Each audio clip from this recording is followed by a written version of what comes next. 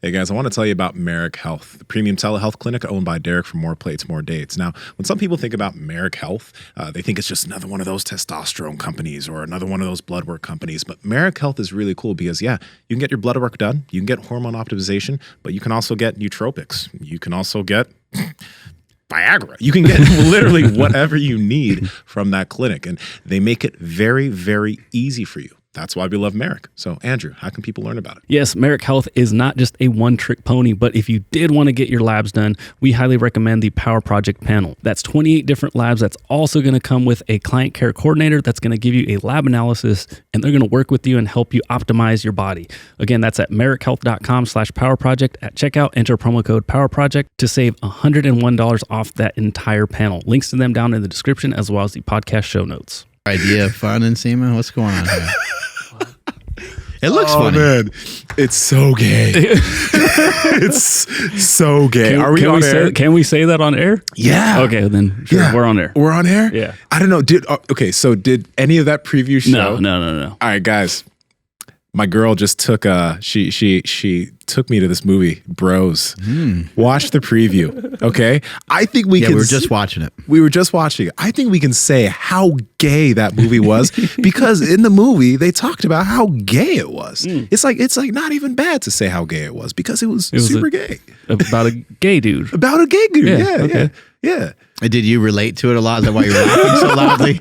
Yeah, because he was a podcaster. Dude. It looks funny, Tell. The audience is going to flame me really so funny. Bad. Yeah, man. No, I think that movie was really cool because if you're straight. If. Yeah. If. But you get a totally different perspective to see what like that is like. There's a lot of things that happen within like the gay relationships that's just like we don't understand. Don't think about it all. Right. But it's hilarious. This is the thing. The movie was good. There's a lot of people who are gonna be like, oh, I don't want to see this woke ass gross or whatever. Yeah, people. Yeah. The movie was legitimately fucking hilarious. I couldn't stop laughing. But yeah. I'm happy I saw it. It was good. Can you just quick? I mean, and they use the F word in it. A lot, shit! Which is just like, oh wow! Like it's like it's like me saying that word. Like you're sitting in the scene where the guy is about to take a shot, right? Yeah, that's what I was going to ask if you can tell that. Yeah, tell he's the story about taking a shot of. Oh yeah, in the movie, so the dude opens the door on the other dude, and the dude's shooting some test, right? And then he's like, "Hey, it's not steroids, it's just testosterone." Every guy does it at this point. There you go. Every guy. See, it's not steroids. It's so weird how I don't think it's weird, but it's so interesting how normal that is now. Though it's going to be normal. It's in a movie, and I mean, they probably did their due diligence and did some research, but they also probably could have just did 5 minutes of research and be like, what? How can we make this? We'll just say it's not steroids, it's test. That's what everyone's literally saying now, and it just fit perfectly with the movie. It fit perfectly. Yeah. They might just already know about it. Or they just might they don't have to do any research. So go see the movie Bros with one of your favorite bros. And yeah, just like it's just a bro movie. Lighten up a little bit, Wear matching outfits maybe or something. Dog. Yeah, when I walked in my girl, I think I was telling you guys, I just have this fucking Freddie Mercury mustache, pink shirt. Actually, it was like purple shirt and like my Lulu leggings. People probably thought I was gay as hell. Real talk. Are people talking about the mustache or not really? Some people dig it, some people don't. I dig it though, so yeah. Because I mentioned to some people and they're like, he's got a mustache? And I'm like, well, he's had a beard for a long time. That's how you know it's good. If you can't tell that there's a mustache, flying under the radar. That just means it works. That one guy we had here, Ryan, the CrossFit guy, I was like, let's talk about this mustache. He goes, I have a mustache? Remember that? Yeah. That was so weird. I was like, well, now where do I go with this? Because he clearly has a mustache. And now he's clearly denying it. He was like, what? I was like, what do you mean? I thought it was an inside joke between you two. It was odd. I was like, what? I was like, you have a mustache. Oh, my God. Yeah, that was great. Have you tried those yet? I haven't tried these. These are the first time. Oh my God! Do you want to partake? Want me to toss you got a chocolate one up there? Yep, I got chocolate. Chocolate. Right, let's see if we can do this right here. And okay. What is this one right here? That is This right here, wild berry. Ooh, the wild berry one's probably really good. Wild berry. So these are the new protein sweet rolls from Legendary. They have So this 20 grams of protein, 20 grams 23 of grams of protein. carbs, and 8 grams of fat. But they seem thick. these are good. So this chocolate one has 220 calories total, but Oh my god. 5 net carbs though. Apparently, you're supposed to warm it up for 15 seconds, which we didn't do, but it's so still good. thick. Oh Still my good. God. Fuck. Still good. It's soft. Mm-hmm. Oh, If you're a relative that didn't dig the tasty pastry, Yeah. I think they would love this. Yeah. Because this is like We'll the see. inside of the tasty pastry has like the whole thing. Mm-hmm. That's really good. And it's supposed to burn off like 10 pounds of body fat. Make you look younger too, right? Wasn't that what they told us? This is problematic. The collagen? Oh, You're going to eat Maybe. too many of these? yeah, This is yeah. like, okay, tasty pastries. They're good, but it's like you can stop.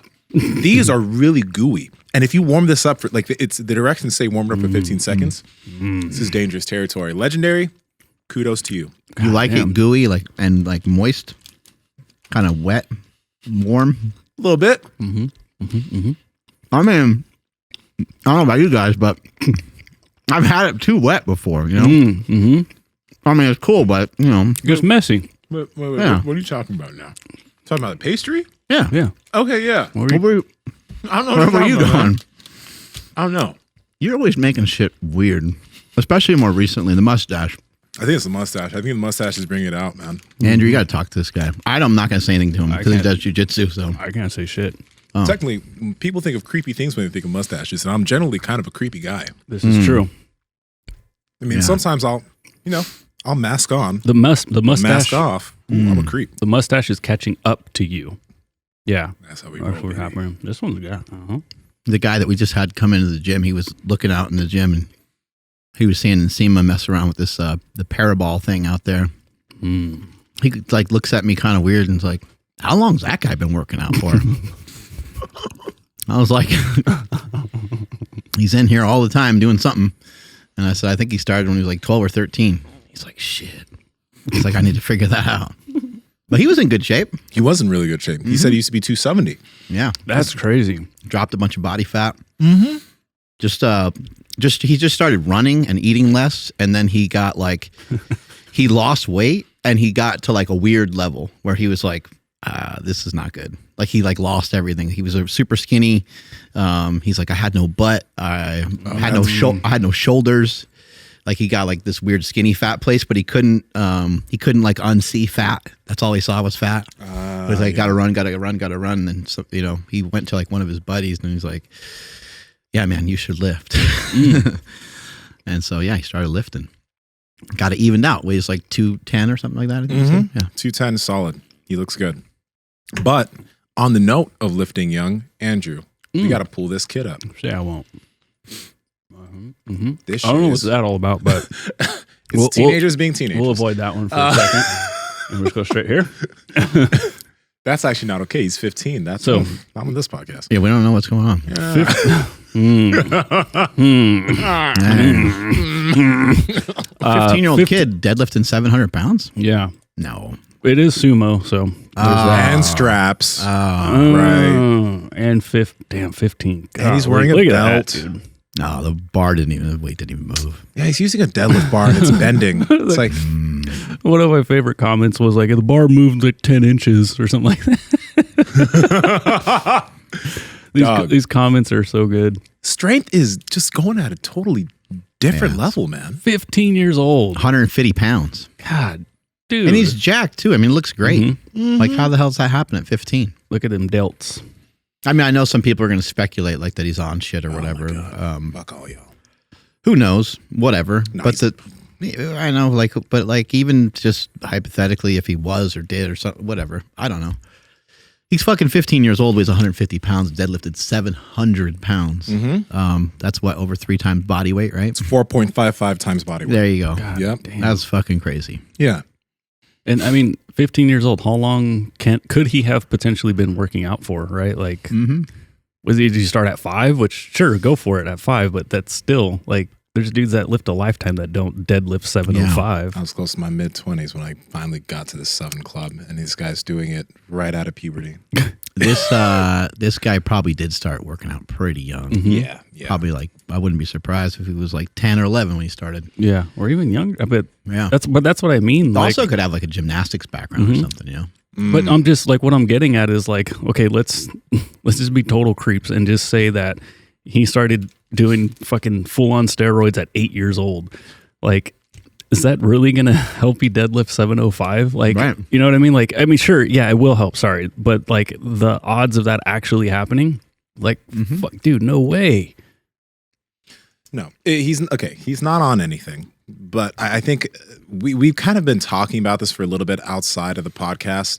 But I think people in fitness overestimate the genetic capacities like of people in fitness. They look at people like who are genetic elites and they think that that is elite of elite. And you don't know, like, I'm going to mention this, and this is for another conversation, but there's this interview where Kamaru Usman was on the Joe Rogan Experience, and Kamaru was like, these guys think I'm on steroids. If you go back to Africa, you got people like this, just laborers walking around. And people thought that that was a joke, but I've been to Nigeria, and Russ Swole, we were talking about this, he's also been to Nigeria. And when I went down there, and I saw guys who were just literally workers, these guys had builds of bodybuilders, but they're not out there lifting like that. But they have these builds. And you have this everywhere in the world. This is just stuff you see on social media. But imagine if an NFL player was like, fuck it, I want to do some powerlifting. Right. Fuck my millions of dollars. I'm going to do some powerlifting. I think that actually happened, right, Mark? And then some guy, I don't know his name, but you mentioned that to me. Well, there's also like, you got like Francis Ngannou, right? Like, I mean, Yeah. he looks insane. And like Francis Ngannou can probably point to like 5 or 6 other guys that probably look a little similar to him. He might say his brother or his cousin or like someone that, you know, someone he grew up with. But, you know, there's tons of genetics around us. We don't always, it doesn't always show up, but every once in a while when you start to see people getting into different sports and being exposed to different things, that's where you start to see it. And for American sports, you know, like football and basketball, there's certain types of genetics that are good for that. A certain height is good for that. There's certain level of athleticism, muscle mass, and things like that. But there's so many other sports in the world. There's things like gymnastics. There's things like Olympic lifting.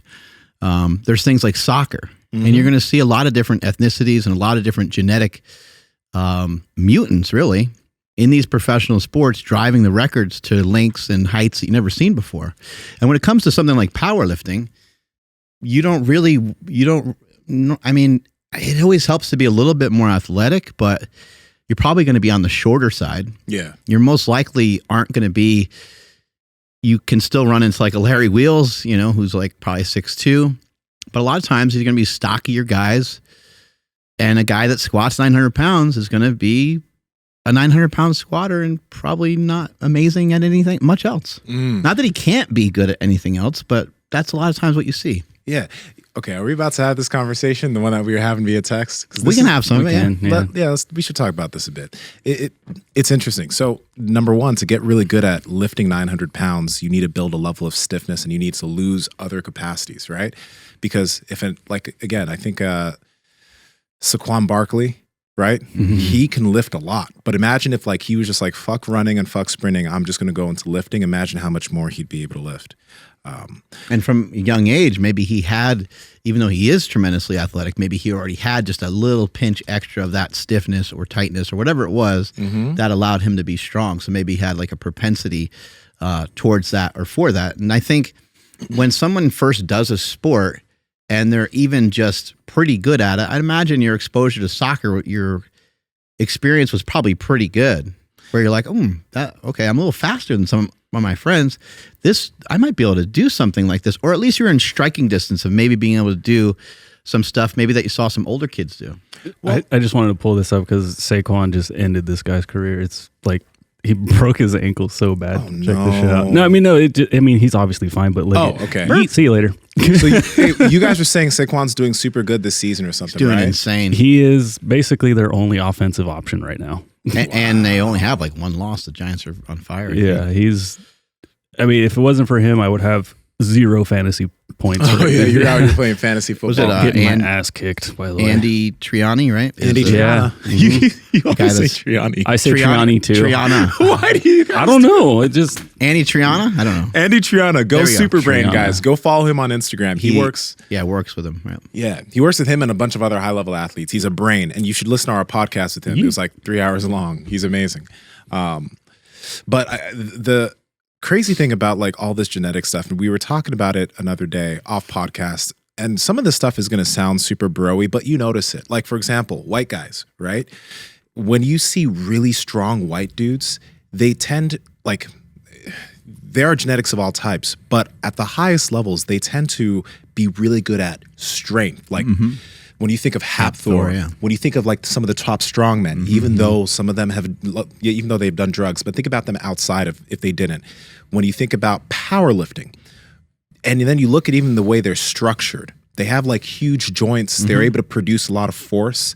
And then when you look at sports that involve a lot of quickness, like soccer, baseball, boxing. who do you tend to see? Oh yeah, it's a lot of Latins. A lot of Latin American people from Latin America, et cetera. They seem to be really quick. Even some of the best soccer players I knew growing up had this just like insane quickness that there was no way that I would be able to emulate.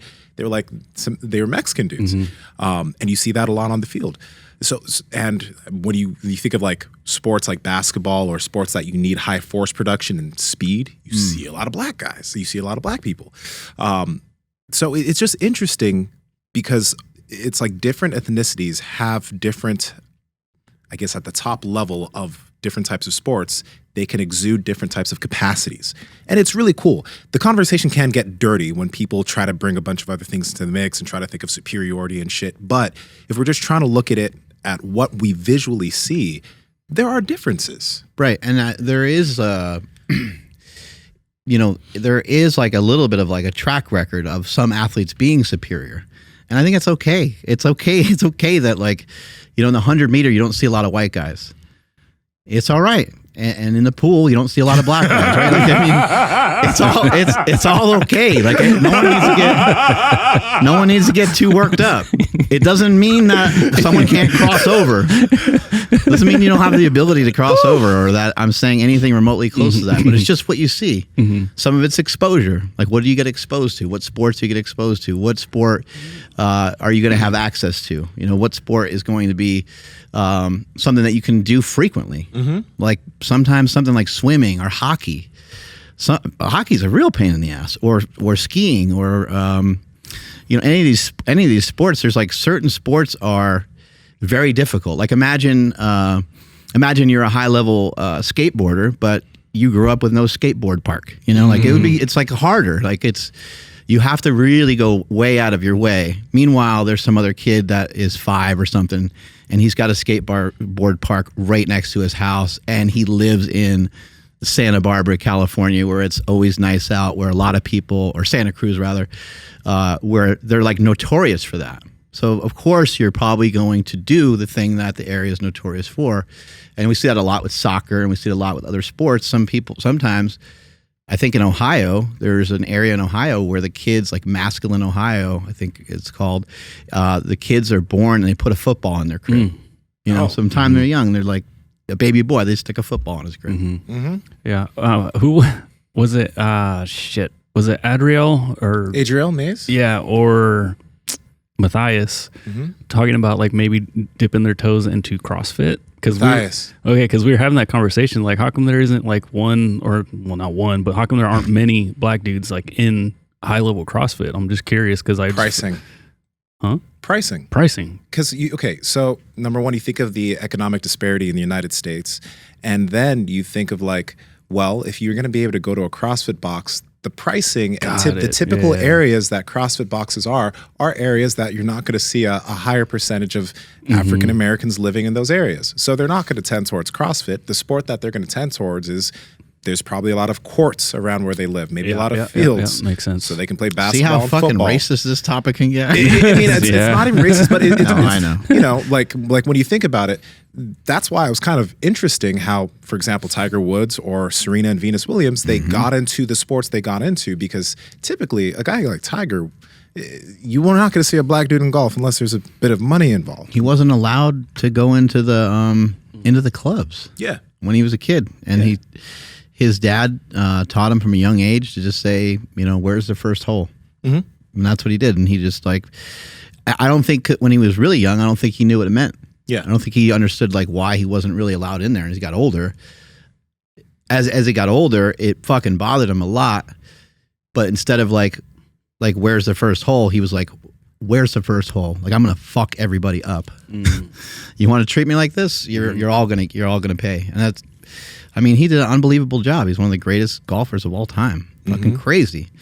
And to overcome some of those things is wild. But here's a question for you guys, and it's interesting when we get into the natty or not stuff all the time. You know, it's over and over and over again. The whole topic is super interesting.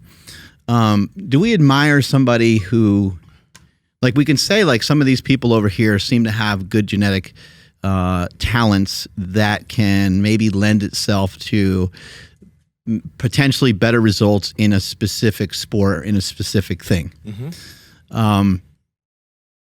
Do we admire that more, and that guy makes it really far, or are we admiring that, but then we're upset when someone takes steroids to get somewhere, and they recognize maybe they recognize they don't have the genetics. Maybe they don't even recognize they don't have the genetics. Maybe they just thought maybe they thought to themselves, maybe they have a limiting belief system and thought, maybe for myself even, maybe I thought I can't really do what I'd like to do without steroids, so I'm just going to take them.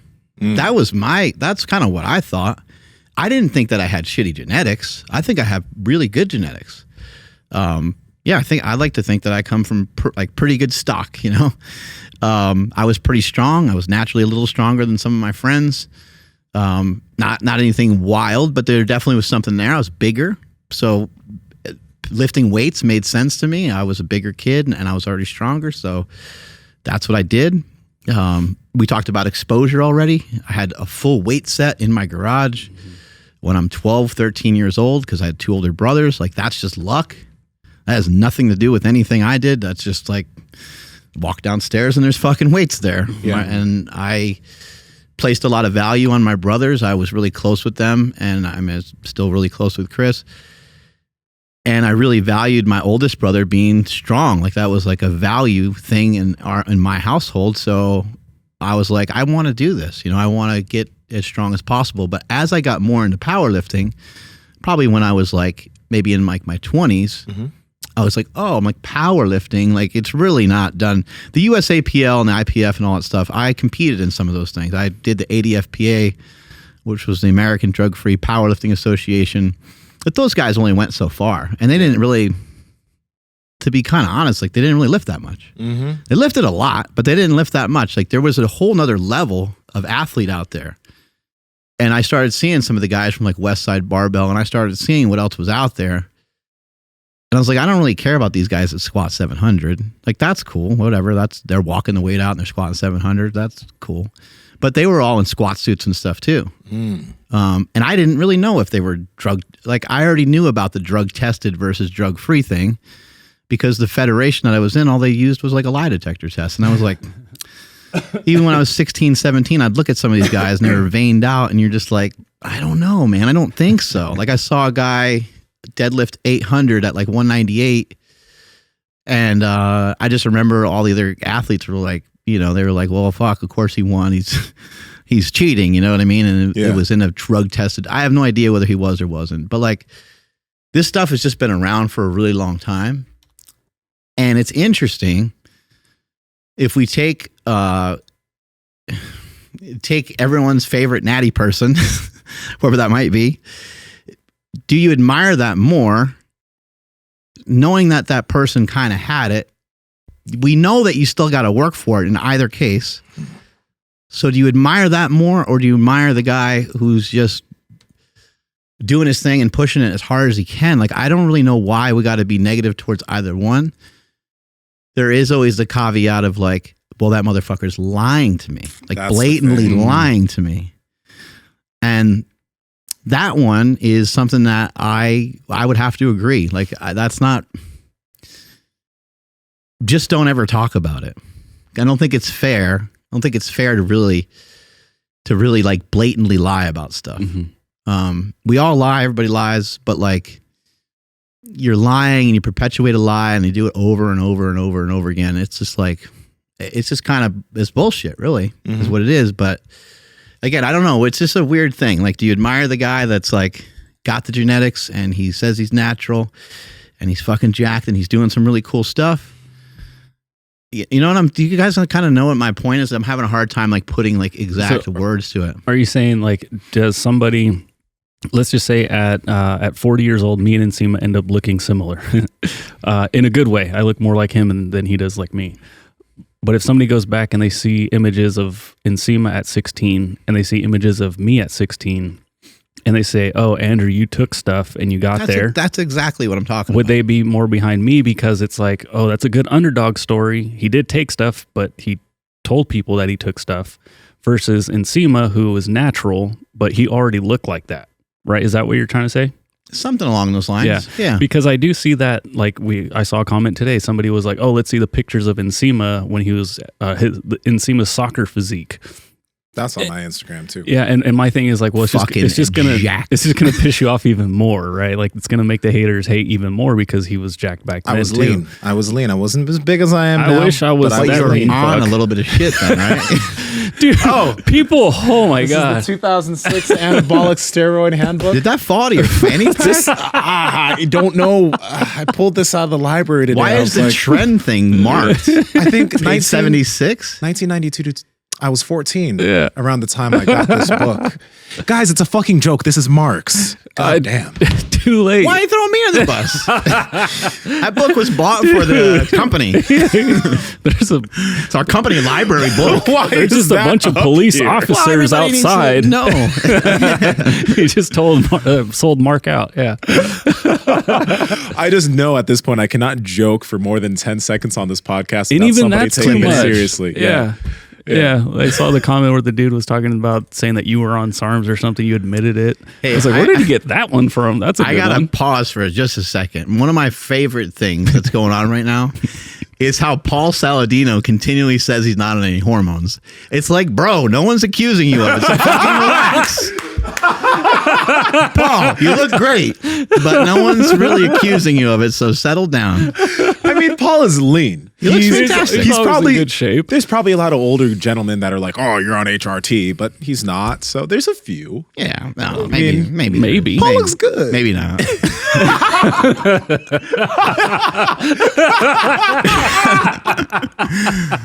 Paul, we love you, man. We do, but I guess we don't. After saying that, you're pretty much just saying, Paul, you're not looking that impressive. That's what you're saying. You're not that jacked. That's all right. Paul, you're jacked. Don't let that get you down. Of course, he won't let it get you down. You're Paul Saladino. No, he'll be fine. I'm gonna go out and surf with him and just like drown in 10 seconds, and he'll be like, "See, motherfucker."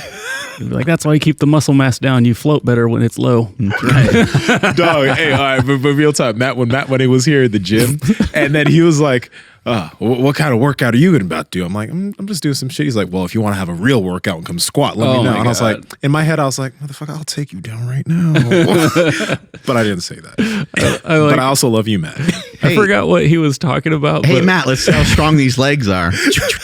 Oh, there you go. You know, just wrap them up. I know, right? It was funny. Jiu-jitsu's a motherfucker, isn't it? Dude, so when it's like how far do you want to take this? You know, like, I bet I can do this better than you, like, and you fucking dunk a basketball or something, and then you do something else against someone, and like, all right, well, the ultimate test is there's only one way to have an ultimate test. You fucking fight against each other, right? And then someone pulls out a gun, and that is the ultimate test. Yeah, that's over. Doesn't matter how much jiu-jitsu you know. But if you have better aim, maybe. Yeah. But when Matt was here, I was just fucking innocent bystander. I forgot what he was talking about exactly, but he was like, look, like I wouldn't he points at me. He's like, I wouldn't come to you for like leg advice. And I'm like, I get it, but at the same time, like, I was just here, bro. Like, I was not a part of the conversation whatsoever. Andrew, I'm just fucking right here. And he's just like, I wouldn't go to you to how to like build up leg size, right? And I'm like, I guess not. What the fuck? Andrew pulled out his assignment pad from his back pocket and wrote, "Make him look like an asshole." On the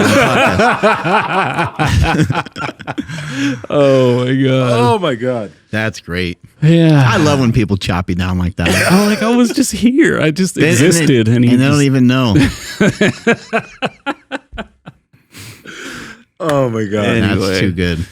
Yeah, it's great. So we were talking about Nsima having it naturally versus someone else maybe getting enhanced, and then getting to the same thing. People can get behind one if they're quote unquote honest versus. I think you should be able to get behind both. If you know, you just think. I mean, if we were thinking about it logically, I mean, both people have to work hard for it. Mm-hmm. And I do Again, like lying is like a fucking side thing that is fucked up. Yeah, and I mean, this doesn't okay it or whatever. Like, this is still everyone's still gonna be pissed off. But like, I like what you said. You were just like, yeah, steroids do make it easier. We all have access to it. Like, why are you mad at me because I went down that road? Like, you can too. Like, there's nobody's really. Yeah, you can either choose to do that, or you can choose to say, I'm going to stay in this pocket and I'm going to do what I believe is right, and I'm going to work hard, and I'm going to continue to make progress.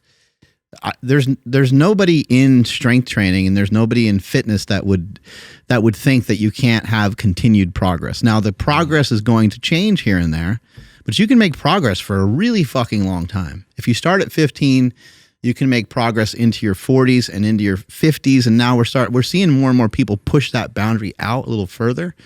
And maybe the progress is slightly different. Maybe you switch to more endurance because you're not as strong, or you don't want to lift those same weights anymore, or whatever the case might be. But we all know we can improve. We all know that we can get better. And so I think whether you choose to do them or choose not to do them, you just pick a lane, and then you try to continue down that path and just try to keep shit positive the best you can, I think. Yeah. One thing that I think is important too, though, is I think people underestimate the amount of development that happens when you're a kid, which is why I'm happy that we talk a lot about like nutrition and habits from childhood and how important that is for parents to understand for their kids. But like, for example, Brian DaCosta is another person. If you look up Brian DaCosta on Instagram, he's someone who gets accused of being on drugs all the time because he's maintained a lean physique. He gets really lean. He gets really lean. He can stay pretty lean, but he's been doing stuff since he was a kid. He didn't start doing compound movements until 7 years. He was until his 7th year of lifting, and then he was able to gain a lot of strength. But I think people think that certain people have had it, but I don't think people recognize. Like, look at him. People don't recognize how long some of these guys have been doing, maybe not just weightlifting, but athletics. You know, guys who have been men and women. Is he on the fake natty list? Like, does people try to blast him all the time? Yeah, people try to blast him all the time. First comment, drug-free question mark, and I'm sure everyone's going to be like, yeah. And then an estimate of like about how much do you think he weighs? Brian, I'm not sure. I don't really know his height. I'm not sure of his height, but if you just look at his physique, whatever height he's at the upper end of that probably weight. Like if he was 5'9", I would assume maybe he's 190 or something. Let me ask you this: Who do you think is like really overthinking this, or who's like thinking like when I look at these guys and I see the way they're built, I'm kind of more like, hey, that's fucking awesome. Yeah. Like, that's really cool that guy can do that. Or seeing that kid deadlift 700 pounds. Oh, yeah. The place I'm not going to a spot of like, holy fuck, man, this kid's probably on a lot of juice. Who do you think is doing that? Like, is it younger kids you think are doing that, or? Well, I think we got to remember how new social media is, because I was thinking about this the other day. When we were lifting, we would look at magazines, or we would look at internet forums or whatever, but we were never able to literally interact with the people that we were fans of. So, for example, I couldn't interact with Greg Plitt. I couldn't see, what is Greg Plitt doing each day? What is he posting up each day? What is he showing? I couldn't do that. But now I think that there is, because of the access you have to certain people, and you can see how they're working out, they're selling programs, you can see what they're doing every single day. There's a level of closeness that people feel. And I think that kind of warps how they look at these people. Because now it's like, some people listen to the podcast and they're like, wow, I feel like we're friends. Or Joe Rogan, they feel like they know him, right? And I think that makes it easier to, number one, if you don't like what somebody's doing and you see it all the time, I think it makes it easier to be like, oh, they're just, they're lying about it. And also, I think the people that do that are people that are newer to this whole thing. But I get it. If you were on year 2 or 3 and then you see a Brian DaCosta, you see a Russ Swole or whatever, and they're putting out content every day, it seems like a goal that's very far away. Even though we do know that your goal should be to become the best version of yourself and whatever you're trying to do, you're inspired by something they're doing, and that something is going to be decades away for you if you're trying to achieve that. So I think it's just, it's odd. But then also, I was thinking about this too. Greg, and for example, some people make these natty or not videos, and I was talking to this Atlas Power Shrug guy. And Andrew, I sent you an IG He gets page. a little angry about people on gear, right? Yeah, Atlas Power Shrug. Check his page out. He does a lot of heavy exerters and shit. He's very strong. He's very strong. But I was messaging him back and forth because, Greg will make these videos and say, oh, these people have genetics that are 99.9% and blah, blah, blah. And as much as I understand that, going back to what I mentioned about the people in Africa, and this isn't just about Black people, but this is also about just the U.S. population. But I'm going to specifically talk about Africans. This guy's from Ghana. His gym, you can see his weights are real. His rates are real cheap. He can't afford much, and there are a lot of Africans that train out of his gym. But the African Americans in the United States currently are most of them are the individuals that came here on the transatlantic slave trade. So you have a certain percentage of people that are here now, but a vast majority of those people are still in Africa and still in all these other places, which you do not see. They cannot become influencers. So when Greg is saying someone like Simeon Panda is on drugs and all of this, as much as I can understand it, I've seen people that are bigger than him. I've seen people that, like, if we were able to take more people from there and bring them to the United States, there would be more Black people in the NFL. Like, it's just, and I'm not just saying this about Black people. I'm saying, like, this is how it comes for all groups. In the United States fitness industry, there is only a certain amount of people that are able to create content at scale where we don't get to really see the genetic diversity of all these other people because many people can't afford to do that. So I just think we underestimate genetics in the fitness industry. We underestimate what we believe is elite. What we think is elite in fitness is not elite. It's just maybe the ability to gain size.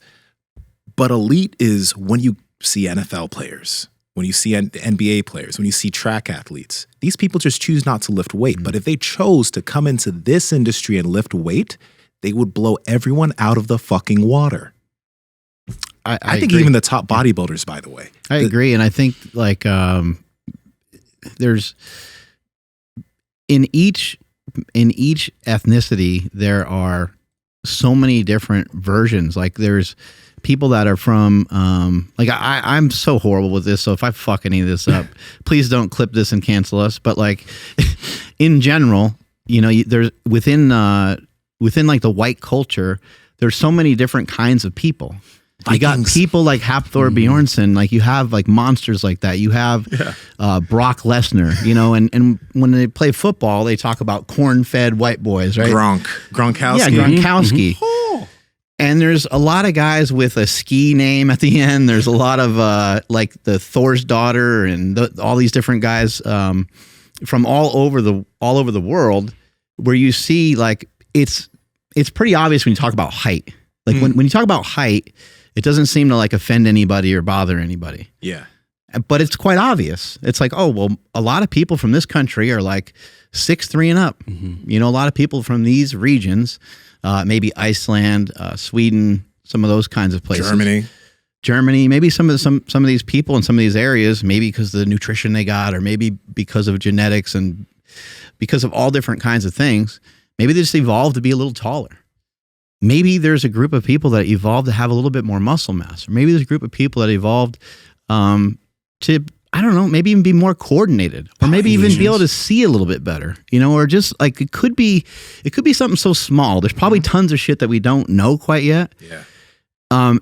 When you start to see people go into a sport, you start to have a little bit better understanding of it. in Olympic lifting, they have so many talented, like the Chinese Olympic lifting team is so good. They're so good at what they do.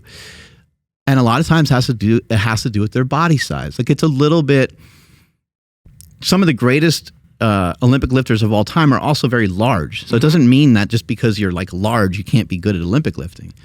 But some of these lower weight class, maybe a little bit like Mexican people in boxing, some of these lower weight class people in China, they're like, I mean, these guys, you don't really ever hear of any of these athletes. They are so fucking good. These guys are squatting 600 pounds, 500 pounds for reps, front squatting 500 pounds with their ass to the fucking ground. Yep.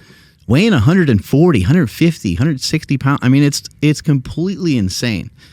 And so I just think it's helpful just to know, like, there's a lot of different genetics out there, but there's no reason to put a limiter on what you can do, because again, you can get a lot better.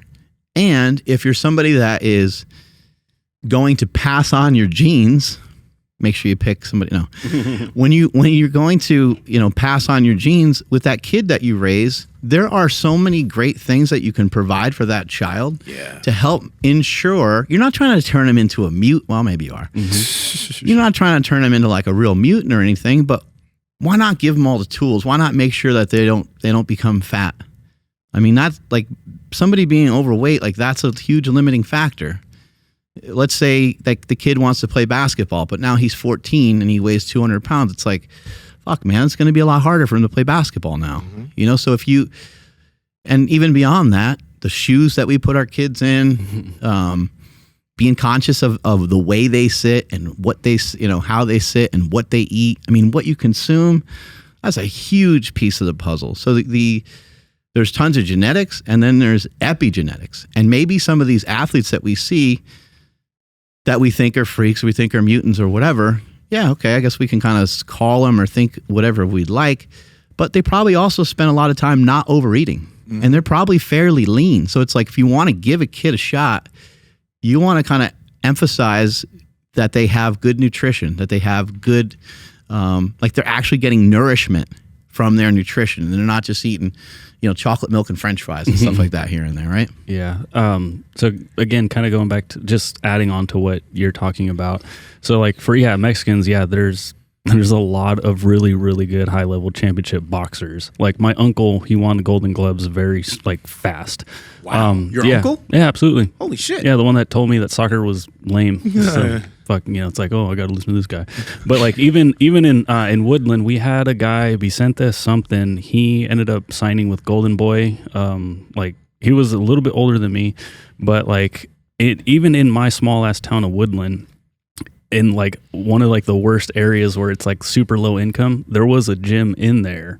Like you had to like drive into this fucking ghetto just to get to this even more ghetto gym. But like kids were like, if you started at like 10 years old, it was too late for you. You can still do it, but by all means, like just understand that like it's kind of over already. Play a lot of catch up. Yeah. And again, unless you're athletic, like if someone was athletic and came in at 10, maybe they could have a chance. But otherwise, nope. So like I don't want to say they're bred for it, but like if they come in at 5, they're just like, okay, this kid has a shot. Like, and he shows like interest and he's actually, is coordinated or whatever. Mm-hmm. So again, they're kind of are bred to start doing this from the get-go. So a lot of it is going to be genetics, because maybe his uncle or his dad was also a boxer and he started sooner. Or it could just be the fact that he caught on and it's like, oh shit, like this kid's actually going to be pretty good. But again, it goes back to like the epigenetics and stuff. And something I always go back to with like Sean Baker, this weekend, my son ate basically carnivore at a table where my nieces ate nothing but, it was just like bean burritos, basically. They're very active. They all play soccer. They're all... Does that make you kind of anxious? A little bit, yeah, because I was just like, damn, they're eating like beans maybe, right? I think that has a little bit of protein. There's Nsima eating more protein right like now. That. I sent you guys that panda eating the bamboo, right?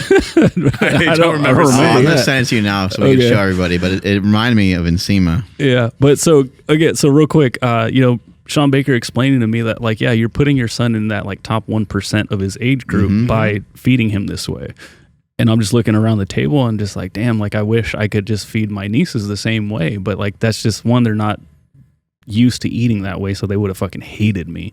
But my son was doing good, you know, and like, I'm happy that he does like that. And he's going to continue to eat that way, because growing up, like I think I had an opportunity to be able to say I had good genetics, but because I ate like shit and I didn't move, it looks like I had bad genetics because I was just like, stop playing a sport at a certain I stopped point? playing everything. Yeah. So like from basically like I could walk, I was playing sports all the way up until like 6th grade. I stopped playing baseball because like, fuck, dude, kids were starting to throw the ball really fucking hard at that age. But you also mentioned that up until that point, you were like the best guy on each team Yeah. up until then. Yeah, absolutely. That was so right up until then. So like 5th grade, that's when things kind of started getting weird because the kids were getting bigger. Then 6th grade, it was like over.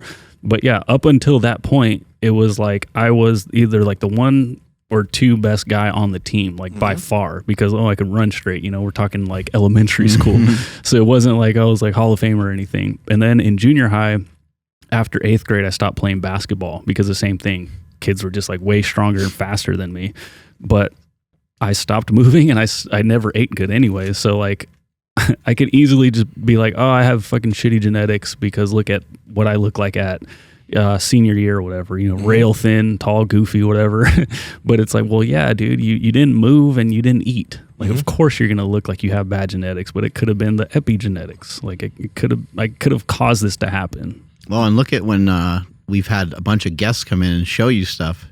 You're pretty damn good at mimicking a lot of it. I remember Graham just showing like, and I think a couple people have actually just given you a boost of confidence by mentioning something to you. But like Graham was like, "Oh, Andrew, you could do this," and Graham went from being on his knees to jumping up, and he landed on like 1 foot, and you were like, "Okay," and then you tried it and you did, and like I was surprised. Well, you had a total look of surprise on your face. And Yeah. Graham's like, "Yeah, I knew you could do that." Yeah. I mean, thank you. I appreciate that. I because I have my older brother, that's how I learned how to throw, how to run, how to catch, because I would just look at him and be like, oh, I do the same thing. And because of that, that's why I was usually the best guy on each team that I was on. But again, before people, you know, freak out or whatever, it's just like, we're talking elementary school, right? Like it was very young, but at that age, it was very, very fucking obvious. I was the kid that played like all the important positions. I was a pitcher and first baseman and like, you know, everything in the middle. Just because I was the only one that could actually catch a damn ball and throw it straight or whatever. But think about that. Like if you didn't end up stopping when you stopped, because there are certain kids got bigger, but like, let's say you dived into something that maybe was more your forte in terms of sport and you just kept developing. Cause I think every single person has that point of resistance when they're a kid or whatever, when like maybe they start go behind, but you figure out something just to keep things going in that direction. Things would be very different. It's literally just not stopping. And your environment was playing a role initially. Absolutely. Like your brother was part of that environment that taught you things to be ahead. So all that needed to happen was just to literally keep it going. Yeah, if I never stopped playing soccer, I would have been so much better off. My brother did get a full ride, but he just was like, nah, I don't really care about school, and he just went to work instead. Didn't even graduate. Yeah, because he just didn't give a fuck. He eventually went back and, you know, got his whatever diploma, whatever the fuck it's called, GED. There it is. For myself, yeah, if I didn't have my uncles telling me that soccer was, you know, for girls is literally what they said. Environment. I would have definitely stayed playing soccer and I would have definitely thrived because I was pretty fast for my size, you know, and again, I sprouted pretty quickly, like considering like other kids my age, I was usually one of the taller ones. Yeah. But I just remember I thought it was so interesting that dudes that were like my height were like super uncoordinated, like literally like tripping over their big ass feet. And I just always thought that was interesting. I just like, that's weird. The funny thing that you're mentioning though is I remember when I was younger, I was the kid that was like, didn't have the greatest coordination when I was, but this thing, when I was like 16, I started playing soccer again. And even when I was 13, because I was growing so quickly, but the kids that were wrecking were those smaller kids, some of them Mexican kids and Latin American kids. They had this ability to move and coordination that the big kids just couldn't handle or do. They were wrecking everybody. It's because they were in that ballet folklorico. Is that like, what is that? What is that? It's just, so it's ballet, but it's ballet folklorico. There you go. I couldn't fucking, so it's just that when they do this fucking Mexican dancing and shit. Looks like they're sea walking. So I think that's where they get it from. Yeah, man. So it doesn't all come down to size. It comes down to like some of the ways you're moving and some of the things you're doing, but it also is just not stopping. Yeah, that was my problem. I stopped. Yeah. Do you think you were maybe not as coordinated because you weren't playing at that time, or like what do you think happened? Well, yeah, I mean, I had to. I was. Everything was good until I Did you got play Oshkosh soccer when you Slaughter. were really okay? Yeah, 6 to 13, and then Okay. 13 to 16, I had to stop because of Oshkosh Slaughter. I was growing too fast and I couldn't run. And then 16, I started playing again, so I was playing a bit of catch up. I gained a lot of weight in that time because I started lifting, but I had to play catch up. But starting to work on all that coordination stuff, I started catching up pretty well. And then I got surgery again, my foot. But yeah, what I think is like, because I look at my cousins, for example, right? My cousins, I have a bunch of cousins in Nigeria on my dad's side. And I kind of see the way they look. They don't lift. Okay. They don't do near the physical activities and stuff I do. And they have good frames, but they're not looking crazy. The thing is, though, with my environment, I was lifting since I was 13. I was playing soccer since I was 6. Right. So my environment allowed me to be able to do this, because if it was just purely genetics, why are like my cousins are big, but why are they not like built?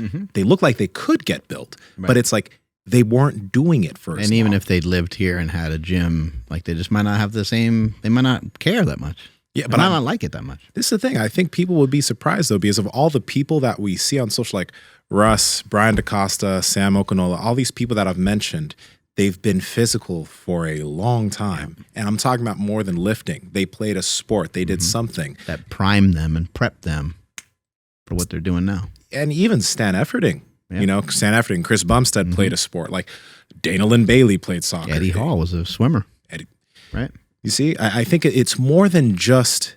I think it's like lifting is good, but as you're seeing too, like you did sports and you're getting back your ability to move in all these different ways, and you're seeing how your new capacity is unlocking a lot of things for stuff you're doing in the gym, stuff you're doing with running, stuff you're just doing during the day. It makes a difference. Makes a huge difference. Andrew, you have that Panda? This is Nsima. As soon as he pops open a legendary Pop-Tart. The sweet roll. Sweet roll.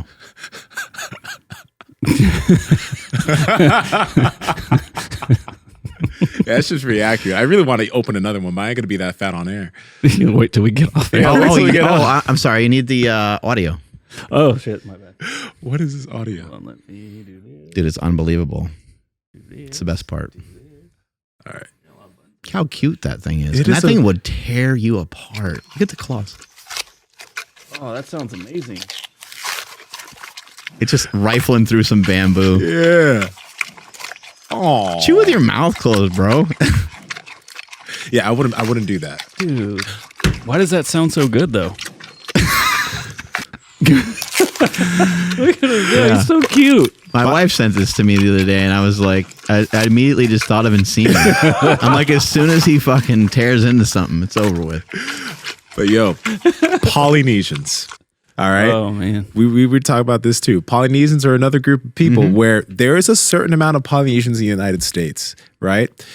But you see when they in the NFL, you see how big they can get. Now, over there's even more, and a lot of them are playing rugby. But you see how big those people can get in a good or a bad way, right? But they just have the ability, joints, everything. They just have the ability to get huge, bigger than what a normal. Their fucking legs a lot of times get massive. Yeah. And you're like, is that just like genetics, or is that because of what they do, or probably a combination, right? A combination. And when you were mentioning Olympic weightlifting, let's not forget about the Eastern Bloc countries are dominators in that, right? Amazing, like people from the Middle East and Eastern Bloc countries dominated Olympic lifting. PEDs. No. People would say PEDs, but there's something that probably allows them, like there's something within an aspect of that ethnicity that probably, I don't know, ethnicity, race, I don't know what to use, that allows them to produce. Yeah. I'm the worst at it. I think we should probably use ethnicity. For some reason, race just sounds real Hitlery, and maybe we should stay away from that one.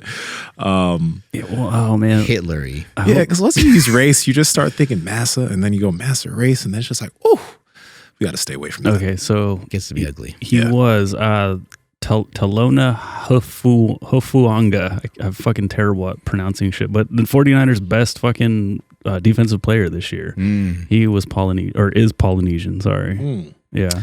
Polynesian high school player of the year. So there, it says it in his Wikipedia. If I fuck that up, I'm sorry. Ben Roethlisberger talked about Troy Polamalu, and he's like, Troy would show up like in sandals, and he's like, this is professional football. And the motherfucker's out there in sandals, and he's like intercepting passes and shit. Yeah. In sandals? Yeah, because they're like they were just doing like 7-on-7 drills. Like it wasn't like the most important thing. Yeah. And they're like, dude, you need to kick those off or whatever. He's like, no, I'm good. Yeah. And he like intercept the ball and does all this shit. And remember those blitzes that he would do?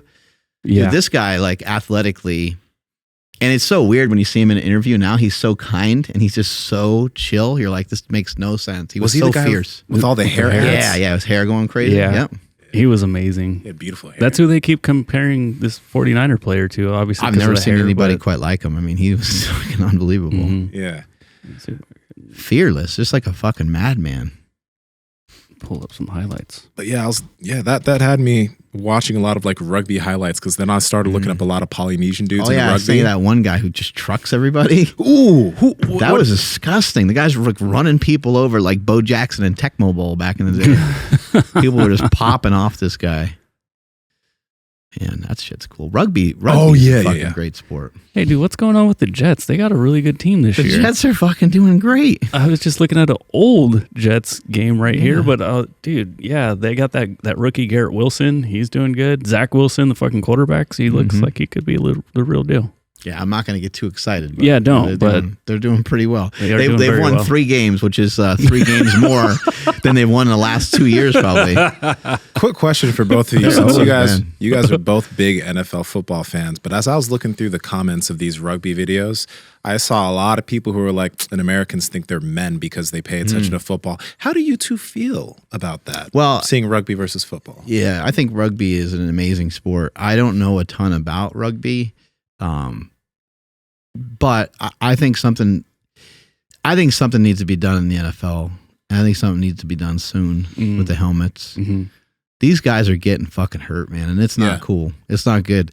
And guys in rugby get hurt all the time too, but it's just like they'll separate their shoulder. Yes, they might get knocked out, but like you get knocked out in a sport like that, or you get knocked out in MMA, you got knocked out from like a punch or knee combo. Maybe someone just caught you on the chin. The overall abuse that your brain took, accumulative for one fight that you got your ass kicked in, is smaller than it would be if you were boxing, because in boxing you got gloves on.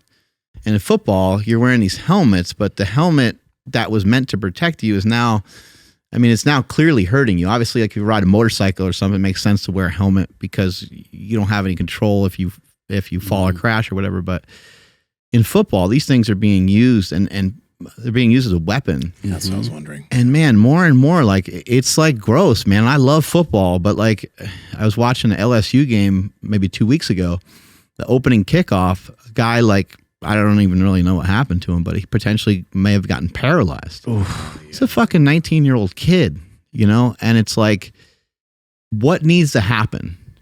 What needs to happen for this shit to get like shut down or thought about more? Like let's just hypothetically say that Tom Brady dies on the field. What happens the next week? We just play again? Or like what does the NFL take a week off because one of the quarterbacks got hit so hard he died? Like the Miami quarterback, he got really jacked up. I don't know, man. They're just not in a good state. I contacted Chris Nowitzki. I think that's how you say his name. He's been studying this stuff for a long time. He had some CTE. He was a former pro wrestler. And I'm trying to get him on the podcast to talk about this stuff a little bit more, because I love football, but I don't like seeing people get hurt, man. And this is just fucking hell. Yeah, this is just getting to be, it's too much, man. It's too much even for like, I'm a huge fan. I love seeing the big hits. I love seeing all the stuff. But I don't know what's unique about the last maybe 2 years or so. but people are just getting crushed. And I don't think they're aggressive enough with these protocols that they got for concussions. And unfortunately, everybody might call them a pussy or whatever, but like, man, if you get concussed, you might need to be out for 4 or 5 weeks. And everyone's going to say, well, that's your season. And it's like, well, that's your life. You know what I mean? So if it blows your season, like, that's a sport that you're in, but we're not going to let you go. I saw the UFC getting a little gross too sometimes when they're allowing some of the fighters to fight for so long. Like Rampage Jackson and some other dudes. You're just like, man, I just, please, like, don't let the guy fight again. Diaz, like, I'd love to see him. Like, I think he retired, but like, just, he fucking did it, man. He's one of the greatest of all time. He's amazing. I admire the hell out of him. I think he's, dude, I love that guy. Like, that guy is so full blast, and he's such an epitome of like a fighter. It's really cool. Like, I think he's, he's kind of a loose cannon, but like, he gets done with a fight and he's pretty whooped, and they're asking him questions, and he's like, yo, fuck The Rock. You guys see that? Yeah, and they're like, what? And he goes, yeah, I don't fucking care about The Rock. And then he apologized a little bit. He's like, I don't mean to, say anything about The Rock, but he's like, if you're going to have someone give a strap to somebody, have it be, Mike Tyson or something like that. Yeah, it was, but like, that's just that guy. He's always that way. He's always going to fight all the time for everything, but I just don't want to see people getting really fucked up. Yeah, I love Nate Diaz. I forgot which fight, but the post-fight interview, they asked him like who he wanted to fight next. He's like, man, everybody sucks. It was so good. I love that. But I think you're right, dude. There's going to be some changes coming very soon to the NFL.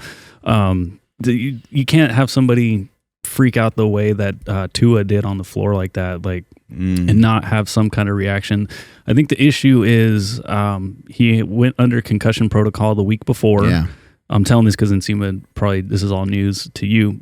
So he got hit really hard a week before. And when he fell the week before, he landed on his butt and like then rolled to his back, and then he slammed his head pretty hard. So was that Dolphins guy right there that had that? Yeah, and it wasn't that particular play. That play got like thrown down, which was way more violent. So this play, it didn't look as bad because he like rolled. He rolled and then he hit his head, but you're like, well, he hit his head, but he's got a helmet on. He hit his head on the ground. It just didn't look that bad. But then he got up and like he was kind of confused, and I think he like held his back.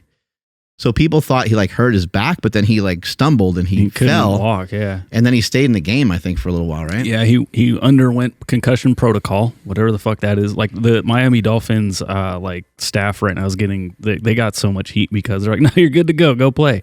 7 days later, got potentially concussed again. And Dr.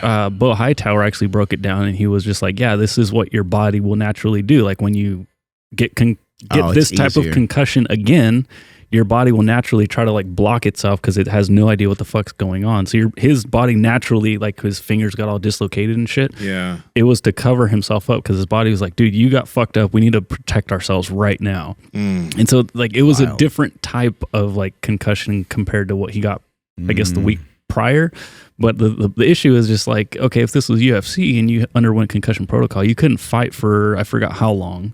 I think it might be 6 months. Yeah, something crazy, right? And again, that would be like, well, good luck next year, kid. Yeah. Which sucks, but like, dude, man, what if something worse happened, And now that people are talking about he's like getting ready to come back already, and I'm just like, God, like it's tough. I don't know what the answer is because that's millions of dollars being moved back and forth. I actually think they need to get rid of helmets.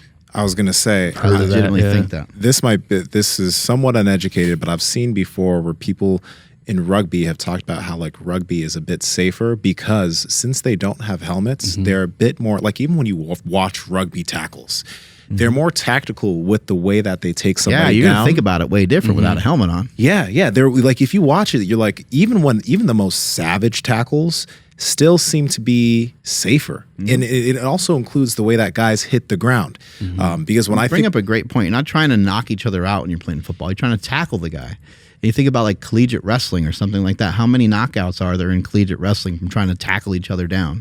I realize it's a totally different sport and it's one-on-one and stuff like that. But you're going to have a way different strategy. Those NCAA 2A guys that are going in for double legs and trying to take somebody else down, they're not trying to like ram their head into the other guy's head, because it wouldn't be a good idea for either guy. It wouldn't be. Like so like if anybody were to just go watch some rugby highlights, just watch some rugby tackles, you'll see like number one, the way they tackle is different, but number two, the way that they actually, when they take the force of the tackle, they're better with manipulating their head when they hit the ground. This might not be like the best example, because like these are just like hard hits, but look. Yeah, those are he great. dipped them. That was a See, good one. but you see, just getting fucking rocked. You know what's cool about it too is like, you know that some of these guys know that they're going to get but look at the you see the way see the way they hit the ground. You see the way they tackle. Yeah. It's not, you're not getting speared like you would when you see stuff in the NFL. Right. It's like they tend to handle forces better. I could see that. Yeah. Well, that was a great tackle. I don't. Do you guys think, like, Mark? Do you think it's too late to kind of start removing the helmets? Because like they're kind of already going 100 miles per hour. Yeah. They're still going to go 100 miles per hour without a helmet. That's what everybody will say, and that's what everybody think. But that's what needs to be done. That's crazy. The NFL needs to lose their fucking helmets, or have some sort of version of a much smaller helmet. What the fuck was that? You know, I know football got like banned in the United States at one point because there was people dying and they didn't have. But that was also a long time ago, when like the football players were like fat dudes that came from the war. And now we're drinking all the time. You know, it's like we have got a different breed of athlete nowadays. Damn. So I think something needs to be. But look, needs to happen. Do you see that, the way they go in for the tackle, but then the way that they're not just, their heads aren't just tapping the ground. The way they handle force seems to be much more skilled too. It seems like when they get rocked, they're kind of getting more points on the floor. Like every person's kind of catching themselves versus like the Dolphins quarterback. He just fucking let his head get smashed on the floor, or on the field, I should say. Yeah. I think maybe that could work, and it can kind of go back to being more athletic. Because when somebody does get rocked, they don't even show it on the replay anymore because they want to hide that. So maybe moving more towards that direction, because like it would change the sport. I know people would be pissed and the players would be pissed, but I just think, I don't know. They got to figure out some sort of movement. I don't know how they do it. I don't know if it's tried by the XFL first or one of these other leagues. That'd be a good idea, yeah. I mean, the XFL hasn't even really officially started. Well, maybe it did start last year or something, but it's just getting underway. Some of these other football leagues that are starting up. And I want to say that I heard about a league that doesn't have helmets, but I don't know. I don't know if I just like thought that up or if I actually saw that somewhere. But dude, think about this. These NFL players have been used to tackling and landing and doing this in helmets for so long. Yeah. If you just take away their helmets, they're still big athletes. There's going to be a lot of fuckery that happens because unlike these rugby players who've been doing this for a long time and they know how to handle that with no helmet on, these NFL guys might still handle shit the same way. And that could... It would change the sport a lot too, because I don't know what you do about the interior linemen. You know, in football, there's 5 offensive and 5 defensive linemen. They basically just kind of slam into each other. But football players are not taught to really do much of anything with their head from the time you're young. You don't ever hit anybody. You're not supposed to hit anybody with your head. I remember going to a football camp, and some of the guys on my team, they were all excited because they had these marks on their helmet. Yeah. And like they had like indentations in their helmet. Like, you know, they were like smashing people with their head, right? Fucking hell. And we had a Joe Colecco who played for the Jets. He was a defensive lineman. And he was a Pro Bowler. I mean, it's like a legendary football player. And he said, hey, he's like, I want to see, he was a defensive lineman. He said, I want to see the helmets of some of the defensive linemen. And all these kids that had all these marks all over them were holding up their helmets. He's like, your helmet should never look like that. Nice. He's like, use your hands. And he's like, use your head, like be smart, but don't ram your head into people. And from the time I was young, I mean, when they show you how to do a form tackle does not involve your helmet at all. This stuff of like people, headhunting and stuff like that. It's a much newer thing, and you're trying to really dislodge the ball. And even guys like Ronnie Lott, some of these guys that were accused of like targeting just the head and trying to like knock guys out. I guess maybe they took liberties here and there, but most of the time they were hitting pretty clean, and a lot of times they were getting like the person and the ball. It didn't look like they were like launching themselves with their own head, which is really foolish because when you launch yourself with your own head, you're more at risk than the person that you're going to hit. Mm-hmm. Yeah, I don't think we would accept football any less violent, though. When I say we, I mean like Americans, because over this past weekend, Tom Brady got sacked, clean sack. He just he got spun around a little bit and then he hit the floor. Yeah, and the guy threw him down like a little tiny extra. A tiny bit, like fucking tiny bit. I think the guy was excited.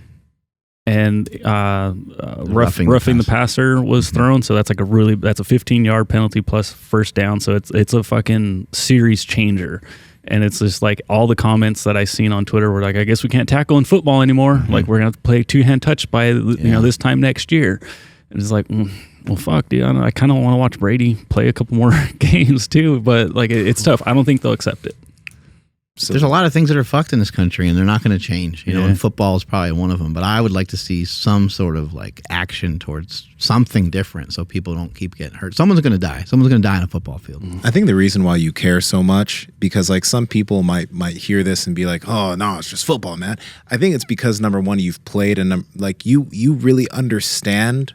Both of you guys, actually, you guys really understand what goes into these athletes' bodies because you've been an athlete. So you actually have some sympathy towards them. Because sometimes I see some people commenting about this, and it's just like they're talking about athletes like they're just chess pieces. Like these aren't human lives that potentially have families that have people that care about them too. And when one of them's out, like you mentioned, Andrew, it's just the season, but you don't realize their life is now affected. And once they're off the field, no one's going to be talking about them again. Yeah, like that's how that's how it is. Yeah, I mean, I'm looking at like injury updates, like trying to like set my fantasy football lineup, and in that I'm seeing people like, "Fuck, come on, Keenan Allen, quit being a bitch," like to get back on the field. And I'm like, dude, he pulled his hamstring, like he's kind of fucked for a little while. You're sitting on your couch and you don't even know what it's like to have a hamstring because you can't feel your fucking hamstring. You sedentary fuck. Yeah, so it's never done one leg curl, or they did one and got a cramp and that was it. Yeah, and they're like, I'm out. Yeah. I said, fuck that. Oh, my God. But they're making millions of dollars. That's what happens when you make millions of dollars. That's true. I can hear that comment right now, too. I can hear them, yeah. Yeah, it's tough. Hopefully, I don't know, man. I don't know what can be done. Let's see if we can pull up this clip of Dana White. Dana White. Was that on YouTube's? I'm sorry. It was kind of all over the place. It was on Instagram. It was on YouTube. Basically, the Dana White. To live. Yeah, Dana White got in shape. He had a guy consult him. And basically, I believe he did a telemeter test, which is a way that they can check the length of your telemeters. I don't know exactly what that means or what that does, but they can supposedly kind of tell how long you can live. And, a lot of people that listen to this show, a lot of people that know the UFC, they know Dana White, and they've seen him probably go up and down a bit. And me being a big fan of the UFC and seeing Dana White, throughout the years, his body change here and there. Sometimes I'm like, oh my God, he looks pretty good. Like looks pretty muscular. Looks like he's into like a bro workout, hitting up some bench pressing here and there. But sometimes he looks like kind of bloated and kind of unhealthy. And you're like, man, like the guy has enough muscle mass on him and he's young enough to like kind of turn things around. So it'd be cool if he just did. And he's got the resources and stuff to do so. And he's got the people around him to kind of support him. So anyway, it was just cool to see that he finally made a decision, but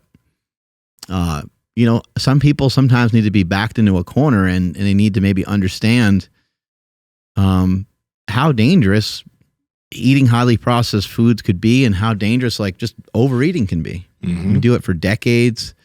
I don't really know anything about Dana White. I don't know if he parties or whatever, but I'm imagining like when you have the resources that he has, he probably gets to have, extravagant dinners here and there, and he gets to drink and stuff like that. And so that shit adds up. Yeah. It shows up on your waist and it shows up on your face. But he made a commitment and he turned things around. They don't have the new blood work from him yet. So I guess they have like previous blood work that showed that from this guy's interpretation of his blood work, he was like, he got about 10 years to live. I emailed you that short, Andrew. Okay, thank you. And he's supposed to like get a more recent blood work done, and they want to kind of prove like, look at what this diet did. The cool thing is it's the ketogenic diet, which won't die and won't go away no matter how much people want it to go away. But something like these little sticky buns from Legendary Foods kind of fall into that category of being keto. But sometimes when people go on these keto diets, they kind of think of these keto foods, and this is kind of like all the stuff they eat, or they do the fat bombs, and they kind of do. You see it all the time. You see it with people trying to get rid of gluten, and they have gluten-free brownies, and you're like, that's not that's not what we're trying to do. Are you eating another? Are you eating another one? Well, it's protein. And it has less than 1 gram of sugar, so you're fine. How come he's so jacked? Is it just from the collagen from the from the Legendary Sticky Buns? The Anabolic Steroid Handbook. It could be that or the mustache. Joking. Those ones taste those ones taste like the donuts, like gas station donuts. Which I'm pretty sure like in like not good like to go out and buy those. Like that's not the first place you go to when it comes to a dessert. Is there literal little pieces of chocolate chunks? There might be. There's pieces of chocolate. Legendary. You have outdone yourself, my friends. It's unbelievable, right? Yeah, there's chocolate chunks in here, bro. There's little mini like chocolate chunks. How do they do that without sugar? I mean, and we still haven't warmed this up. 190 calories. It's really good. That's amazing. And 20 grams of protein. They got varying calories. I will say that. Like the chocolate one has 220 calories, but they're freaking phenomenal. They're really good. They did a great job. I mean, Ron Penna, I've been trying to tell people. Yeah. But he's like goddamn Batman over there. So real quick, because we've been talking about it. So it's eatlegendary.com, promo code PowerProject to save, I forgot how much, but it's in the description. Make sure you guys go check that out. Sorry. Anyway, so we ended up kind of taking a little breather there, Mark, until you got back so that way you could hear the whole thing. Okay, good. And then we'll Thank you. And tell you when you're going to die. And he's right within a month. Whoa. You're killing me right now. How crazy is that? That's crazy. I connect with this guy, and they come in and they do my blood work, and they scrape the insides of your cheeks to do your DNA. And the following Wednesday is when my results are supposed to be back. So he calls me. All I'm talking about is finding out this date. And he says, I'm going to come out personally and walk you through your blood work. And I'm like, motherfucker. I don't need a cliffhanger for this. Exactly. Yeah. Exactly. So he ends up coming out. He sits down for 3.5 hours and goes through my blood work. And I'm all fucked up. Everything else that could possibly be bad is bad. He gave me 10.4 years to live. Stop. This guy can take your blood and tell you when you're going to die. I saw like one of the other clips too. It was like showing him getting a little bit better shape and stuff like that too. It was showing him being leaner, but basically he looks good. He's got like a little bit of abs going on. If you type in Dana White on Google, I want to say that he lost like 35 pounds. Some people were like, he looks the same, but you see so many different images of Dana White. You don't know when anything's from. Mm-hmm. But yeah, if you're following him a little closely, you'll see that he has made some major improvements. I've been a huge proponent of a ketogenic diet for a really long time, and I think it's a great place for some people to start. I do think that eliminating a food group is sometimes a really good idea, especially for those people that feel like they just can't get momentum and they can't, or not can't, but they're just having such a hard time adhering to, a nutritional protocol. Sometimes it's good just to say, you know what, fuck carbs. I'm just not going to eat them. Mm-hmm. Yeah. Especially if you overeat them quite a bit. One interesting thing about that guy I was telling you guys over text, Andrew, you remember in I'm burping a lot. You remember in the book You Are the Placebo, mm-hmm. and a bunch of other books, there have been mentioned where let's say cancer patients were told that they had 6 months to live or a year to live, and then literally they'd make it past that, boom, and then they mm-hmm. die because they'd expect, and that's what they were going towards. I think it's kind of somewhat risky for a doc to say, okay, with the way your trajectory is going, I think you have 10.5 years. Because there are going to be some people that start making lifestyle changes like Dana, who are like, okay, I'm going to shift everything. I'm going to live past that. But some people might really take that to heart and they'll be like, fuck, I only have 10 years, right? And maybe they'll live that 10 years and then they'll die. Because there have been so many cases where phantom death. You remember phantom death? Phantom death is when I think there are a few people who this has happened It was to. like one of the leading causes of dying from COVID, right? Was just fear. Yeah. I'm Right? not sure if it's called phantom death, but there were people that like have like died from certain illnesses, but they actually didn't end up even having the illness. Yeah. I don't know if it's called phantom death though. I feel like I'm misspeaking with that phrase, but because they Munchausen syndrome or whatever it's called. very uneducated on this, but Sounds like that a kind snack. of thing. Yeah, that's where that's risky. But you can change your lifestyle factors so that I don't know. The delivery's odd.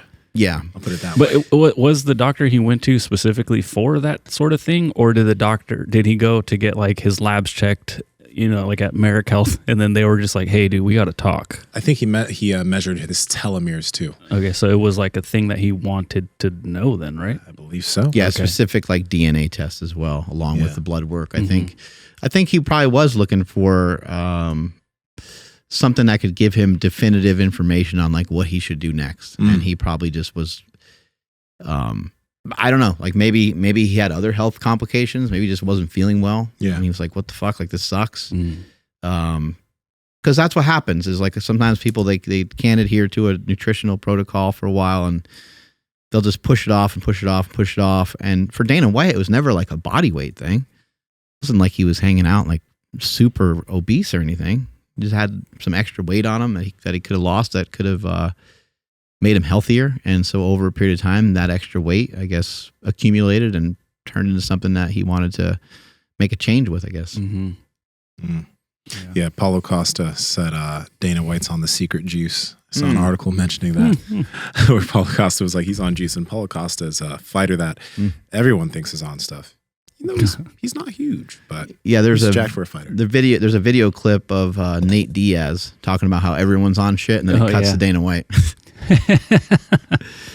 He goes, they're like, I forgot who they asked him about. They asked him, if it surprised him that Bones Jones tested positive or something. He's like, everybody's on steroids, and it just cuts to a clip of Dana White. Damn. But he's probably using some TRT. I mean, people are using that kind of stuff. They're using protocols like that for health, so I don't know. I don't know, like, what to say on that other than like, if you get your hormones optimized, it seems like it can help you a lot with weight loss. And it seems like weight loss is a big enemy, just trying to lose body fat and trying to get control of your diet is a huge thing for a lot of people. I'd imagine that when he showed that picture, let me put it back up here. This image probably had a lot of people saying, "Oh, he's on shit now." But I would imagine all those blood markers that were, because he just said everything was fucked. Like, I'd imagine they're probably a lot better now, right? Yeah, and I guess him and his doctor, from what I saw, they said that they don't have that blood work done quite yet. But they're going to get it, and hopefully, it would be cool if there was some like reverse in that. But this is like 12 weeks later. But I don't know if they reversed anything. Like just because you got abs doesn't mean anything. Got it. Okay. I mean, it really doesn't mean a whole lot. But we do know if you can drop, about 10% of your body weight, that you usually do help with a lot of your markers of health. So yeah, he probably accomplished that. Have you guys seen if he's getting more hate or praise for like a 12-week transformation? I have no idea. No idea. Okay, I'm curious. But I want to ask both of you guys this, because I was talking to Smokey in the gym the other day, and we were talking about like testosterone, and he mentioned a pretty interesting analogy, because I was like, dude, like I use red light glasses. I make sure to get morning and evening sun. My nutrition's in check, and I was wondering, like, if people just did some of these practices for a prolonged period of time, their testosterone would probably go up, because we've heard that like back in the 20s and 30s. Like our grandfathers or whatever, they had a higher average testosterone than most young men do now. And then Smokey mentioned something interesting. He's like, yeah, I'll do some of that stuff. You take stuff to the next level because you're wearing blue blockers. I'm not going to do that. But he then asked me, he's like, what is some habit that you couldn't do without, right? That speeds up your progress. I'm like, well, getting good sleep, because that allows me to do everything else well. So I get to recover well. He's like, well, taking some testosterone allows me to kind of like cheat code a little bit. Like it's to get to like levels of, I think he mentioned like 800 to 1,000 nanograms per deciliter. He's like, I don't have to have everything in check for me to be able to be at adequate levels, right? I can go without the blue blockers. I can get decent sleep. And it's like that he mentioned, it's like, because I was asking him this too, and sorry to ramble on, guys, but this is where the question stemmed from. I just remembered. I asked him, hey, if a young kid gets on test, how can you explain to them, like, if you're doing that, you're going to feel really good, but why would you ever want to stop? Right? If you go to feeling really good while on HRT, why would you ever stop doing it? And Smokey was like, yeah, I mean, like there doesn't make to be any reason why I'd stop now since I've already been doing it. It'd be like if you started getting bad sleep. Like, obviously there's no reason you would fuck up your sleep. That's what I would feel if I stopped taking testosterone. So it's an odd thing. It makes you wonder, like, there's a certain age where maybe you do want to get on, but do you ever get off? Is there ever a reason to get off? People used to. Yeah, I was gonna just real quick. You'll have a way used better. to off of crazy dosages, right? Like, Yeah, they used to cycle. Yeah. yeah. Before you give like a legit, really good answer, Mark, I would just say, like, if you hate pinning yourself like on a regular basis, like, I mean, you got to deal with fucking injecting yourself multiple times a week. Like, that's a literal pain in the ass sometimes. So it's like, I could imagine somebody being like, whatever, we'll say 20 years old, being like, nope, I'm going to do this forever. It's like, well, fuck, dude.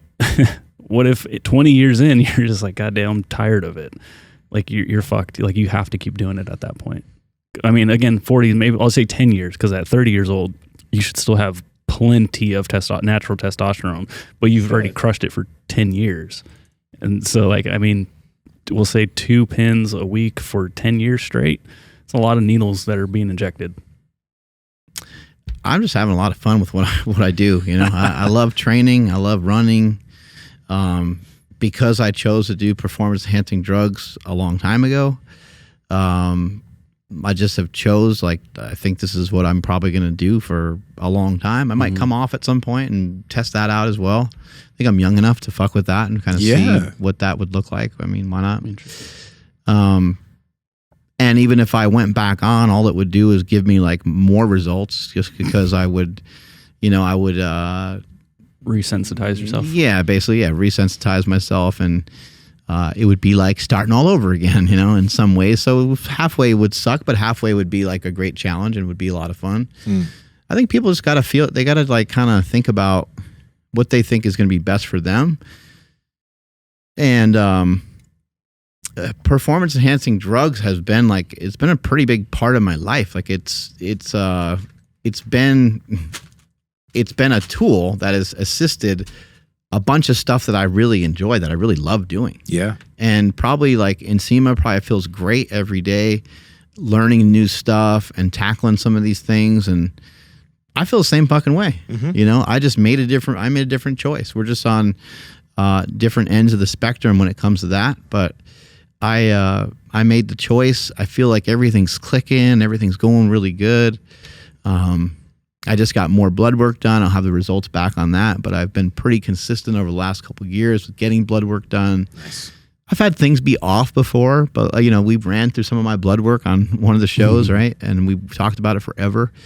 And I've had things come and go up and down, and like there has never been anything except for when I was heavy, when I was powerlifting, that was like a real red flag. You know, there has never been anything like where it's been wacky, but I have had red blood cell count be high and like, you know, some shit like that.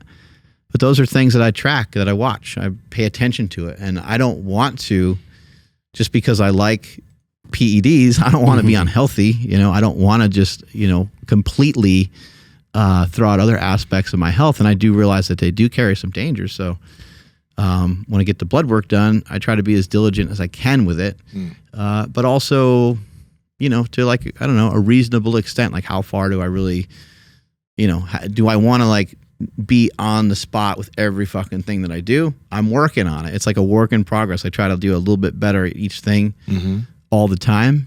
And I'm getting better sleep. I'm lifting better. My mobility is getting better. Like, it seems like everything's continuing to improve. And it seems like I can continue to improve at a bunch of different things all at the same time, you know? So for me, it feels good. I just don't feel like I have any reason to change it. So if you're somebody that's young, that's like trying to, up your game, and you're trying to, get stronger, and you don't necessarily like performance enhancing drugs is not where you start.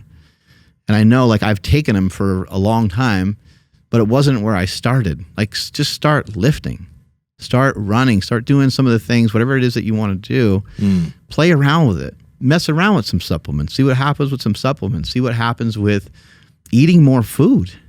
Eat 6 times a day.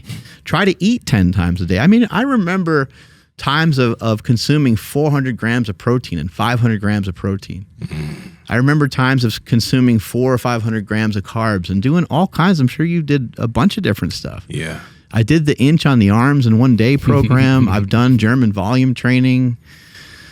I've done every fucking thing that you can kind of think of almost. I've tried a lot of different stuff, and it's all been fun. And then I just got to a certain point where, I wanted to kind of make a push to do something slightly different, to be able to take things to another level. And I personally felt for myself that I needed to do that. For somebody else, it might not look the same way. They just might make a decision to compete and just fucking work harder. And maybe they don't decide to do PEDs.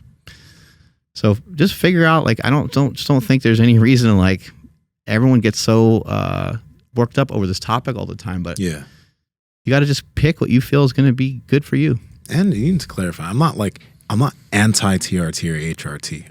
What I'm anti-TRT and HRT for young guys that don't actually need it. They don't need it. Like, especially young guys who haven't gotten their habits in check. Like, let's say that they're drinking a bunch, they're barely getting sleep, they're half-assing their workouts. Like, no, like, I'm anti when it comes to those guys. But you're going to look half-assed, though. Yeah. You're going to look half-assed. You're going to take some shit. You're still not going to look that good. You're still not going to be that strong. So just fucking chill. Like, get some good habits together first. Yeah. But I mean, even if you're in your late 30s or 40s or whatever, if you want to go that route, at least have your habits in check, go for it. Like, that's fine. And again, even if you're in your 20s, you're an adult, you make whatever decision you want to make. But those are the guys that I'm really just stay away for a while, because you just see that way too much with 18 and 19-year-old dudes. And of course, they can make their own decisions, but you see that, you're like, what if you just lifted for 5 more years, bro? Like, what if you just really came in and liked this lifestyle? You might find that you never need it. Maybe. That's kind of cool. But the big thing that I just don't think young guys don't think about is, what does happen when you want to come off? Like, what actually does happen? Because I don't think they think about that shit, It's never talked about what happens when you come off steroids, but it sucks. I mean, erectile dysfunction is really fun. Like, that's a really awesome one. A lot of times acne happens because of the hormone change, like because your hormones are dropping. Sometimes it doesn't happen for everybody when they first go on stuff. Your mood could change a lot, your kind of brain chemistry, and especially for younger guys. I think most men who are in their like late 20s and 30s and 40s and stuff think back to when they were like 16 or 18, and they're like, yeah, I was pretty aggressive sometimes, when I was younger.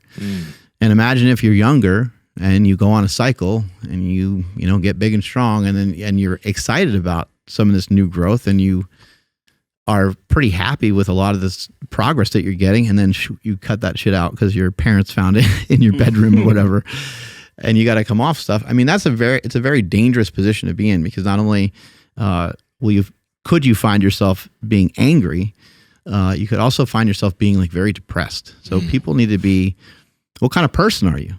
Are you the kind of person that has depression and things like that? Well, testosterone can certainly actually help you on a more positive level when it comes to something like depression. However, it's still not, I said it in Bigger, Stronger, Faster. The movie's fucking really old at this point. I said, steroids aren't for kids. And I would like to see young people, and even someone who's just young to lifting, even if you're 35, but you just started lifting, pour some time into it. And I don't know, like just want to find out what's going to happen if you work hard for 30 days. Reevaluate at the end of 30 days. Like I stuck to all my habits, all the things that I wanted to do in the gym. I did all of them. I stayed true to my nutrition for 30 days. You'd be shocked. 4 weeks. 4 weeks, you can make crazy progress. Dana White made some of that progress in 12 weeks. He lost 35 pounds. I mean, he might like have set himself up to kind of stay this way. Mm-hmm. He'll have to still work for it. And he could have used PEDs for this as well. But you're going to be surprised and shocked if you can start to develop habits and start to stick to them for a while. If you can start to accumulate them for 30 days, 60 days, 90 days. I mean, I could sit here, I guess, all day and tell you how fucking dedicated I was and how cool I was when I was young before I ever took anything, and probably won't understand or believe me, but I worked really hard before I ever took them. I had a lot of good habits before I ever took them. I was obsessed and loved training, probably even more so than I do now.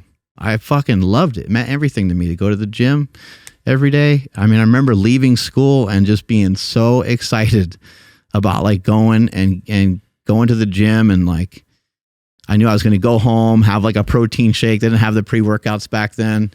And, you know, turn on the fucking Rocky music basically and give me the Rocky montage. I'm going to the gym like with my brother or whatever. I mean, we were obsessed with it. We would follow a fucking snowplow to the gym. Like my mom was like, you guys aren't allowed to go to the gym. You don't have got a snow day, because we didn't have school on a day where it snowed too much because the streets are too bad and the school bus can't pick you up.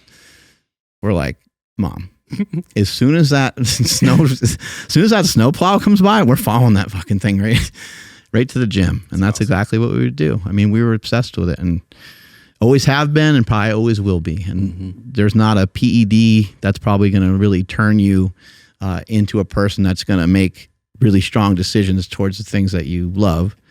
And so if you don't have the habits baked in, then I just think it's not for you at the moment. Yeah. Want to take us on out of here, Andrew? Absolutely. Thank you, everybody, for checking out today's episode. Please make sure you stay tuned for Smelly's tip at the end of this episode. Oh, my God. Yeah. Head over to Power Project. Tip?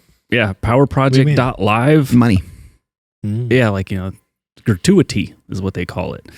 Yeah. Powerproject.live for everything regarding the podcast, whether it be merchandise and podcast sponsorship stuff, all that good stuff. Make sure you guys head over to powerproject.live. Links to them down in the description below. Devil Pussy Mug, guys. Yes, it's right there. Oh, yeah. Well, bam. Fuck up Squirtle. Devil Pussy Mug. There it is. Squirtle? Don't That's get trapped. Yeah, that's that Pokemon, Squirtle. Hey, now. He squirts. We have shirts on there, too? Yeah. Microdose shirt. Oh, nice. Yeah. So keeping it lean right now, but as more stuff comes out, it'll be there. So make sure you guys keep checking in. And please make sure you guys like today's episode, and please let us know what you guys thought down below in the comment section. And thanks to everybody that's been rating and reviewing on Spotify. We've been seeing those. We really appreciate that. So thank you. And if you guys haven't done so, if you got a second, go ahead and drop a review for us right there or on iTunes. And follow the podcast at MB Power Project on Instagram, TikTok, and Twitter. My Instagram, TikTok, and Twitter is at I am Andrew Z. And Nsima, where are you at? Nsima Inyang on Instagram and YouTube. Check out the Discord below at Nsima Inyang on TikTok and Twitter. Mark? My tip today is a quote. Smelly's tip is, your mind is a tool to exploration, not to drawing conclusions. So keep an open mind and keep exploring and keep messing around with shit, and don't have it just be a conclusion. I think it'd probably be useful for a lot of people to, rather than make a statement and put a period at the end, just turn that period into a question mark so that you can keep asking questions and keep finding good answers. Strength is never weakness. Weakness is never strength. Catch you guys later. Bye. Bitch.